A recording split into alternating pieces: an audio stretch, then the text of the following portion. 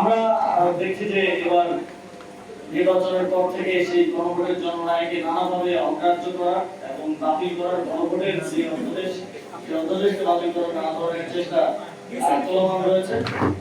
আমরা দেখছি যে এখন অনেক যারা ক্ষমতায় আছেন তারা গণভোটের বিরুদ্ধে অবস্থান নিতে দ্বিতীয়বার ভাবছেন নানাভাবে এনিয়ে বিনিয়ে গণভোটের বৈধতাকে প্রশ্নবিদ্ধ করছেন এবং জুলাই সনদের বৈধতা নিয়ে প্রশ্ন করছেন। একজন বিচারপতি ছিলেন আওয়ামী লীগের সময়, তিনি একটা কথাতে বলেছিলেন যে জিয়াউর রহমান হচ্ছে সবচেয়ে বড় রাজাকার। আপনারা তো সবাই দেখছি, সোশ্যাল মিডিয়ায় আমরা দেখছি। তো সেই জিয়াউর রহমানের দলই ক্ষমতায় এসে তাকে এক মাসের মধ্যে তার জামিনটা বাস্তবায়ন করেছে। সুতরাং আমরা যে জাতীয়তাবাদী শক্তি হিসেবে বিএনপিকে চিন্তা, আমরা সেই বিএনপিকে এখন আসলে চিনতে পারছি না।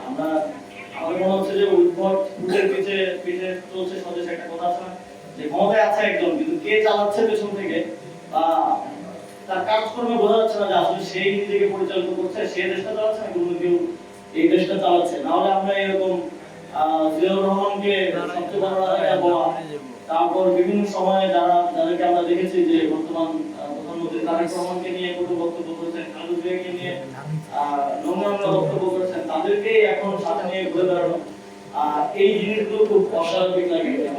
কমন করি অ্যাটলিস্ট 2 মাসের অয়েল রিজার্ভ বাংলাদেশে থাকার কথা, কিন্তু আমরা দেখছি নতুন নতুন ট্যাঙ্কার যারা এখনো আসছে এবং আমরা দেখেছি যে অবস্থ প্রণালীতে ইরান বাংলাদেশের ভ্যাসেলগুলোকে ট্যাঙ্কারগুলোকে কিন্তু মেসেজ দিচ্ছে, আসতে দিচ্ছে। তাহলে 1 মাস যেতে না যেতেই কেন তেলের সংকটটা হলো?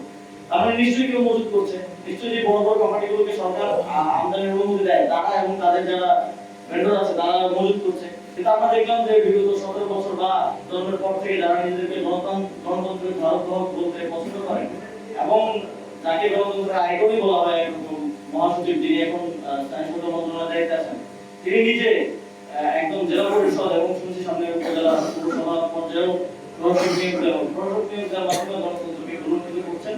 ইউএফটি ফার্স্টের সাথে ট্রেড করুন যে কোনো জায়গা থেকে, ক্যাম্পাসে ক্লাসের ফাঁকে, ঢাকার জ্যামে বসে কিংবা ঘরে বসে।